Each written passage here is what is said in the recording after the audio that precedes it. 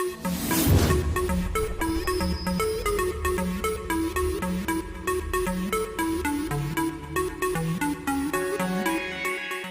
दोस्तों, आप सभी का फिर से एक बार ऑनलाइन कोचिंग सेंटर पर स्वागत है। ठीक है, और इस स्टैटिक जीके के प्रोग्राम में मैं फिर से आपके सामने हाजिर हूँ अपनी स्टैटिक जीके की क्लास लेके। जैसा कि आप सभी को पता है, कल मैंने ज्योग्राफी स्टार्ट कर दी थी और नदियाँ स्टार्ट की थी मैंने। भारत की जितनी भी नदियाँ वो हमने सभी स्टार्ट कर दी थी, और जिसमें पहला टॉपिक चल रहा था हमारा सिंधु नदी तंत्र। तो आज फिर से हम सिंधु नदी तंत्र को कंटिन्यू करेंगे और आगे पढ़ेंगे। ठीक है, मैं बता दूँ कि हमारे चैनल पर सभी सब्जेक्ट की क्लास प्रॉपर रूप से चल रही हैं, और सभी लेक्चरर जितने भी हैं, हमारी जो टीम है, फैकल्टी है, वो सभी अपने प्रॉपर टाइम पे अपनी क्लास लेके आ रहे हैं। और जो दिल्ली पॉलिटेक्निक के जो बच्चे हैं, उनकी जो इंग्लिश की क्लास थी, वो उनके लिए हमारे एक सर आ चुके हैं, चेतन सर। वो उनकी इंग्लिश की क्लास कंटिन्यू कर देंगे, आई थिंक कल से या फिर आज से स्टार्ट कर देंगे वो। ठीक है, तो और किसी भी तरह की आपको समस्या हो तो प्लीज़ कमेंट बॉक्स में बता दीजिए करें, या फिर हमारे टेलीग्राम ग्रुप से जुड़ जाइए। उसमें जिस सब्जेक्ट से रिलेटेड या फिर और आपको किसी भी प्रकार की एजुकेशन से रिलेटेड प्रॉब्लम है, इस बैच से लेकर जो हमारा पॉलिटेक्निक एंट्रेंस एग्जाम का जो बैच चल रहा है, तो आप हमारे टेलीग्राम ग्रुप में बता सकते हैं। टेलीग्राम ग्रुप का लिंक मैंने डिस्क्रिप्शन बॉक्स में डाल रखा है, तो वीडियो के नीचे आप डिस्क्रिप्शन बॉक्स में से जाके टेलीग्राम ग्रुप पर लिंक पर क्लिक कीजिए और हमारे चैनल से जुड़ जाइए। ठीक है, यदि आप दोस्तों हमारे चैनल पर नए, तो प्लीज़ चैनल को सब्सक्राइब कर दो और साइड में दिख रहे बेल आइकन पर क्लिक कर दो। ठीक है, यदि आप हमारे ऑनलाइन कोचिंग सेंटर की फैमिली हैं, तो अपनी दायित्व को निभाइए और अपने सभी दोस्तों को ज़्यादा से ज़्यादा शेयर कीजिए, जिससे कि और लोग हमसे जुड़ सकें। और आप सभी इसे सभी सोशल मीडिया पर शेयर कीजिए, जो व्हाट्सअप हो, फेसबुक हो, ट्विटर हो, टेलीग्राम हो, इंस्टाग्राम हो, सभी पर शेयर कर दीजिए, जिससे कि ज़्यादा से ज़्यादा लोग हमसे जुड़ सकें। तो आइए कंटिन्यू करते हैं हम आज की क्लास।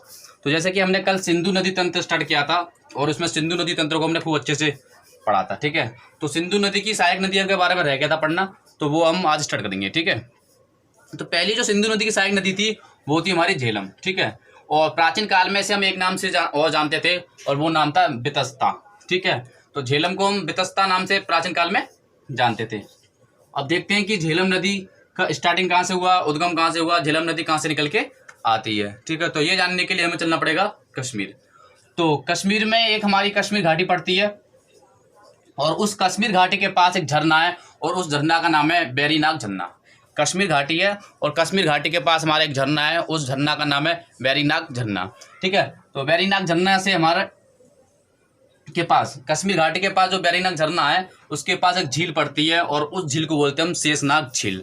कश्मीर घाटी के पास वेरीनाग झरना, और झरने के पास एक झील है, उस झील को बोलते हैं हम शेषनाग झील, और वहीं से हमारी झेलम नदी निकलती है। वहीं से हमारी झेलम नदी का उद्गम होता है, वहीं से हमारी झेलम नदी की स्टार्टिंग होती है, वहीं से हमारी झेलम नदी निकलना प्रारंभ करती है। तो जो हमारी शेषनाग झील है, वहीं से हमारी झेलम नदी निकलना स्टार्ट करती है, और शेषनाग झील से झेलम नदी निकाल के चलना शुरू करती है। और झेलम नदी पर ही बनी है हमारी बुलर लेक झील। जो बुलर झील है हमारी, वो झेलम नदी पर ही बनी हुई है। ठीक है, मैं बता दूं, जो हमारी तुलबुल परियोजना है, वो भी हमारी झेलम नदी पर की बुलर झील पर बनी हुई है। ठीक है, तो शेषनाग झील से हमारी झेलम नदी निकल रही है, और झेलम नदी पर बनी हुई है हमारी बुलर झील। ठीक है, बुलर झील बनी हुई है, और बुलर झील पे ये लगी हुई है हमारी क्या, तुलबुल परियोजना। तुलबुल परियोजना का सीधा सीधा संबंध हमारा बुलर झील से है। ठीक है, जो हमारी बुलर झील है, वो भारत में सबसे बड़ी झील है। ठीक है, अगर क्वेश्चन पूछा जाता है कि भारत में सबसे बड़ी झील कौन सी है, तो आप आसानी से बता दोगे कि सबसे बड़ी झील भारत में कौन सी है, हमारी बुलर झील। ठीक, अगर क्वेश्चन ये पूछता है कि भारत में सबसे बड़ी मीठे पानी की झील कौन सी है, अगर भारत में मीठे पानी की झील पूछता है, तो ये भी कौन सी है, हमारी बुलर झील। अगर पूछे सबसे बड़ी झील कौन सी है, तब भी आंसर हमारा क्या होगा, बुलर झील। यदि पूछता है मीठे पानी की सबसे बड़ी झील कौन सी है, तो मीठे पानी की झील भी सबसे बड़ी कौन सी झील है, बुलर झील। ठीक है, और ये बुलर झील कहाँ पर है, हमारी जम्मू एंड कश्मीर राज्य में हमारी बुलर झील। बुलर झील फिर आगे चलती है, और बुलर झील पे पड़ता है हमारे जम्मू एंड कश्मीर की कैपिटल, या फिर कहो राजधानी, श्रीनगर। ठीक है, श्रीनगर भी हमारा बुलर झील नदी पे ही बसा हुआ है, या उसके किनारे लगा हुआ है। पूछते हैं कि श्रीनगर किस नदी के किनारे है, तो आप बता दोगे आंसर, हमारी झेलम नदी के किनारे बसा हुआ है। ठीक है, अगर क्वेश्चन पूछे कि श्रीनगर किस नदी के किनारे बसा हुआ है, तो झेलम नदी के किनारे बसा हुआ है। ठीक है, तो झेलम नदी पे हमारा पड़ता है श्रीनगर। श्रीनगर आपको पता ही होगा, जम्मू एंड कश्मीर की राजधानी है श्रीनगर, और श्रीनगर को हम कहते हैं पृथ्वी का स्वर्ग।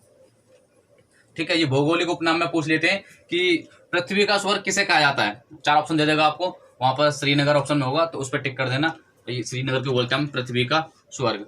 अगर पृथ्वी का स्वर्ग ना पूछे, अगर पूछे झीलों का नगर किसे कहा जाता है, ठीक है, तो झीलों का नगर भी हम किसे कहते हैं, श्रीनगर को। श्रीनगर को हम झीलों का नगर के नाम से भी जानते हैं, ठीक है। जम्मू एंड कश्मीर में श्रीनगर में शिकारा और बजरे के बारे में आपने सुना ही होगा, ठीक है, शिकारा और बजरे के नाम आपने सुना ही होगा। और जो जम्मू एंड कश्मीर में श्रीनगर में जो शिकारा और बजरे जो होते हैं वो इसी नदी पर अधिक चलाए जाते हैं, ठीक है। एक नाव सी होती है, झील में चलती है नाव, उस नाव पे हर चीज़ मतलब मार्केट टाइप लगती है। जो नाव चलती है शिकारा बजरे में, उसमें मार्केट टाइप लगती है, हर चीज़ वहाँ पे अवेलेबल होती है और उसमें लोग शॉपिंग करते हैं, उसी को शिकारा या फिर बजरे बोलते हैं।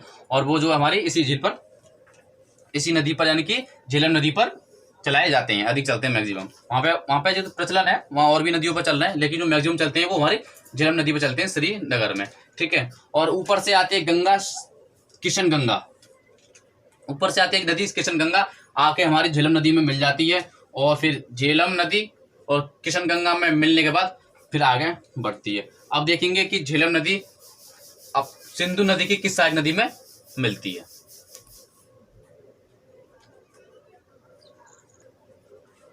ठीक है, तो नेक्स्ट है हमारी चिनाब नदी। सिंधु नदी की अगली सहायक नदी है हमारी चिनाब नदी, ठीक है। चिनाब नदी का उद्गम जानने के लिए हमें चलना पड़ेगा हिमाचल प्रदेश, ठीक।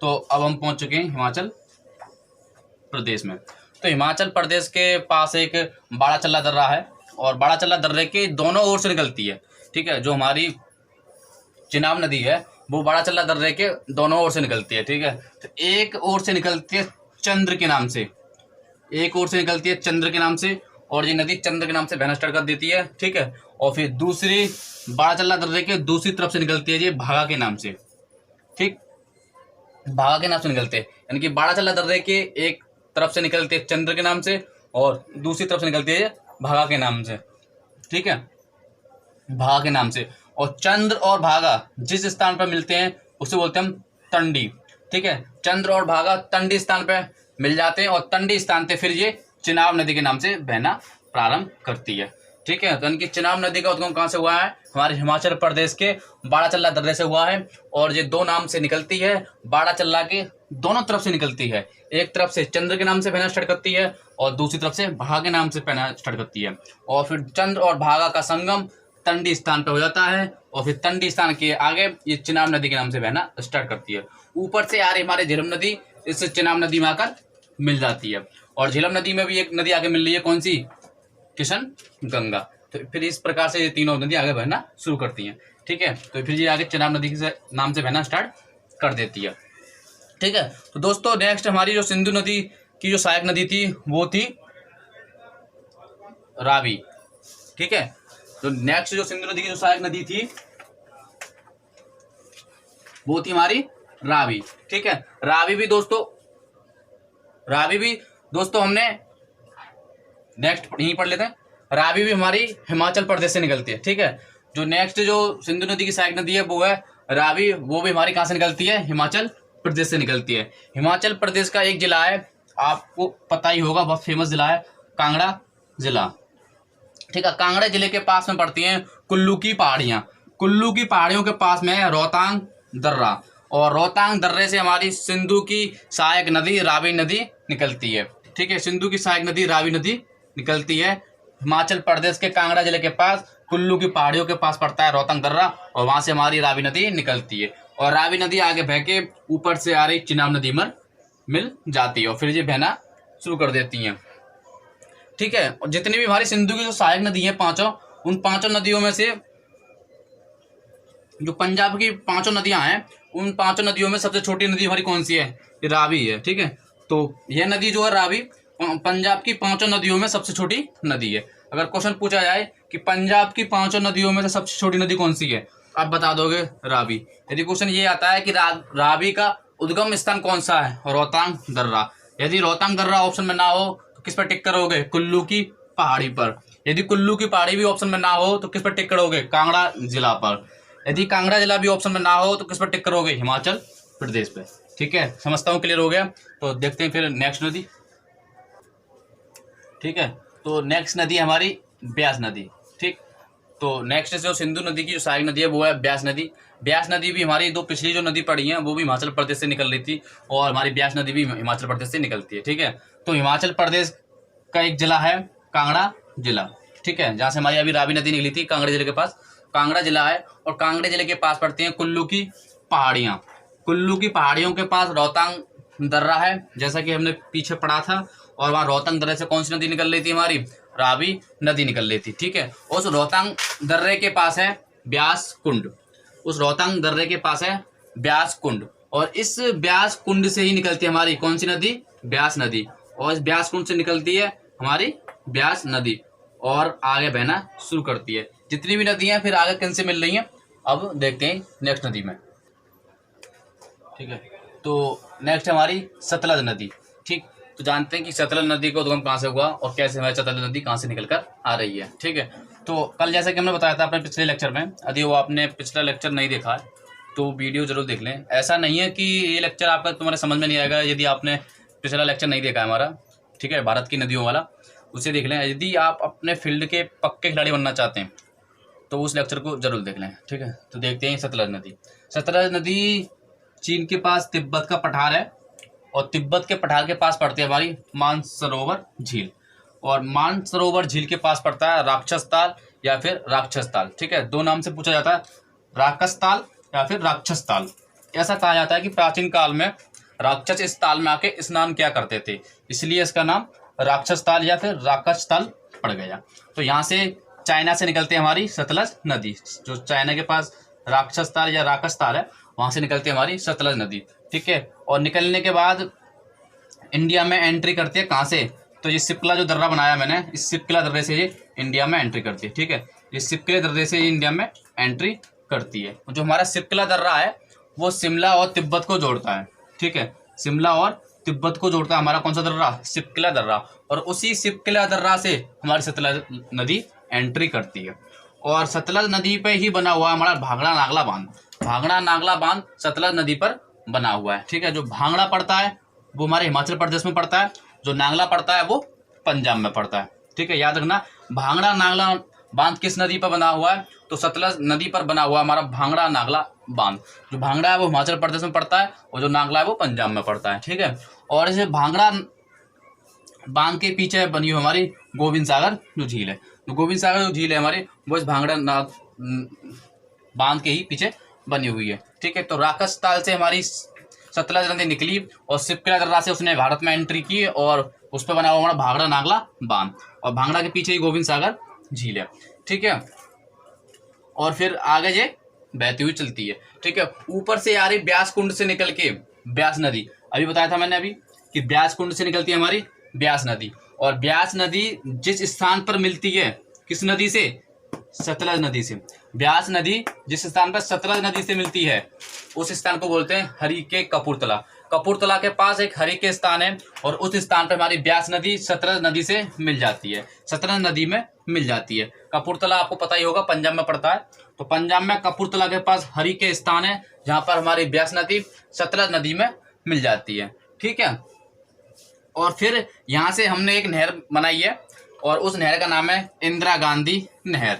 ठीक है, ये हरिके स्थान से स्टार्ट होती है हमारी एक नहर, उस नहर का नाम है इंदिरा गांधी नहर। ठीक है, और ये इंदिरा गांधी जो नहर है ये हरिके से स्टार्ट हो रही है, जो कि ब्यास और सतलज का एक कॉम्बिनेशन है। यहाँ से स्टार्ट की हमने इंदिरा गांधी नहर, और इंदिरा गांधी जो नहर है हमारी ये 3 राज्यों को लाभान्वित करती है। पहला कौन सा हो गया, पंजाब राज्य के लिए, दूसरा कौन सा हो गया, हरियाणा राज्य के लिए, तीसरा कौन सा हो गया, राजस्थान के लिए। ठीक है, 3 राज्य को लाभ प्रॉफिट देती है हमारी ये इंदिरा गांधी नहर, जो कि ब्यास नदी के हरिके स्थान पर मिलने से स्टार्ट होती है। ब्यास नदी जो सतलज नदी से मिल रही है हरिके स्थान पे, वहां से स्टार्ट होती है हमारी ये इंदिरा गांधी नहर, जो कि 3 राज्यों को लाभ दे रही है। पहला है जिसमें पंजाब, दूसरा है हरियाणा, और तीसरा है राजस्थान। ठीक है, ऊपर से आ रही 3 नदी जिनके बारे में अभी हमने जाना था, झेलम, चिनाब, रावी। ठीक है, झेलम, चिनाब, रावी, ये तीनों नदी आकर ब्यास और सतलज नदी में, जो हमारी ये ब्यास आ गई यहाँ से सतलज नदी आ रही है, मिल गई, और ये ऊपर से 3 नदी आ रही हैं, ये आके 3 ये और 2 ये 5 आके नदियाँ, पांचों नदी एक स्थान पर मिल जाती हैं, और उस स्थान को बोलते हैं पंचनद। ठीक है, उसी स्थान को बोलते हैं हम पंचनद, और पंचनद भी कहाँ पर है हमारे, पंजाब में है। पंचनद भी हमारा कहाँ है, पंजाब में है। इसलिए पंजाब को 5 नदियों की भूमि कहा जाता है। भौगोलिक उपनाम में पूछा जाता है कि 5 नदियों की भूमि किसे कहा जाता है, तो पंजाब को कहा जाता है, क्योंकि वहां पे 5 नदियां आकर मिल रही हैं। 2 हमारी ये ब्यास और सतलज, 3 ऊपर से झेलम, चिनाब और रावी। ठीक है, तो इस तरह से 5 नदी हमारी पंचनद पर एक स्थान पर मिल जाती है। ठीक है, और 5 नदी से फिर बहना स्टार्ट करती हैं और पाकिस्तान में एंट्री कर जाती हैं। पाकिस्तान में एंट्री कर जाती हैं, पाकिस्तान में ऊपर से आ रही सिंधु नदी में ये मिल जाती है मीठन कोट पर। ठीक है, कल बताया था मैंने आपको कि सिंधु नदी के बारे में पूरा। यदि आपने वो वीडियो नहीं देखी है तो हमारे प्ले लिस्ट में आके वहाँ पे देख लें वीडियो, सिंधु नदी वाली जो है। ठीक है, ऊपर से आ रही सिंधु नदी में ये 5 नदी मिल जाती हैं, और जिस स्थान पर ये 5 नदी मिल रही हैं उस स्थान को बोलते हैं हम मीठन कोट। तो पाकिस्तान के अंदर सिंधु नदी में ये 5 नदी जिस स्थान पर मिल रही है उस स्थान को बोलते हैं हम मीठन कोट। ठीक है, 5 नदी ये, ऊपर से आ रही सिंधु नदी 6, और 6 की 6 नदी आगे बहना शुरू करती हैं पाकिस्तान के अंदर। और क्वेश्चन एग्जाम में पूछा जाता है कि पाकिस्तान का शहर कराची किस नदी के किनारे बसा हुआ है।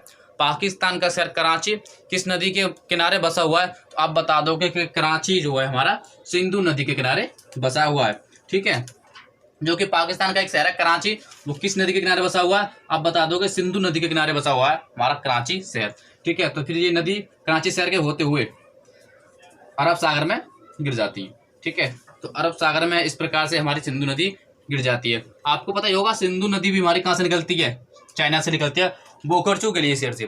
बोकरचू ग्लेशियर से निकलती है हमारी सिंधु नदी भी। पिछली वीडियो में ये बताया था मैंने खूब डिटेल से कि कैसे बोकरचू से निकलती है और चाइना के अंदर सिंगी ख्वाबा नाम से पहचानी जाती है और सिंगी ख्वाबा नाम से जानी जाती है चाइना में ये। ठीक है, तो हमने इस लेक्चर में देख लिया सिंधु नदी तंत्र के बारे में कि सिंधु नदी कैसे निकली, उसकी सहायक नदियाँ कैसे निकली। ठीक है, और ये पूरी डिटेल हमने देख ली। आपको यदि किसी भी सब्जेक्ट में किसी भी प्रकार की समस्या आ रही हो तो प्लीज़ कमेंट बॉक्स में हमें बताएं। यदि आप कमेंट बॉक्स में नहीं बताना चाह रहे हैं तो हमारे टेलीग्राम ग्रुप पे हमें बता दें। आपको किसी सब्जेक्ट में कोई भी प्रॉब्लम हो या आपको क्वेश्चन सीरीज नहीं मिल रही है प्रीवियस ईयर की, तो हमारे टेलीग्राम ग्रुप से प्राप्त कर लें। वहाँ पे हमने डाल रखी है, आप टेलीग्राम से जुड़ जाइए और वहाँ से उन्हें प्राप्त कर लीजिए। ठीक है, यदि आप हमारे चैनल पर नए आएँ तो प्लीज़ चैनल को सब्सक्राइब कर दें और बेल साइड में दिख रहे बेल आइकन को क्लिक कर दें, जिससे कि हमारे जो भी लेटेस्ट लेक्चर आते हैं वो आपको उनका नोटिफिकेशन आपको प्राप्त हो सके। ठीक है, तो सभी दोस्तों को, अपने दोस्तों को जरूर शेयर करना सभी सोशल मीडिया पर, चाहे वो व्हाट्सअप हो, इंस्टाग्राम हो, फेसबुक हो, ट्विटर हो, टेलीग्राम हो। ठीक है, सभी जगह शेयर कर देना। मिलते हैं नेक्स्ट वीडियो में। Thanks a lot.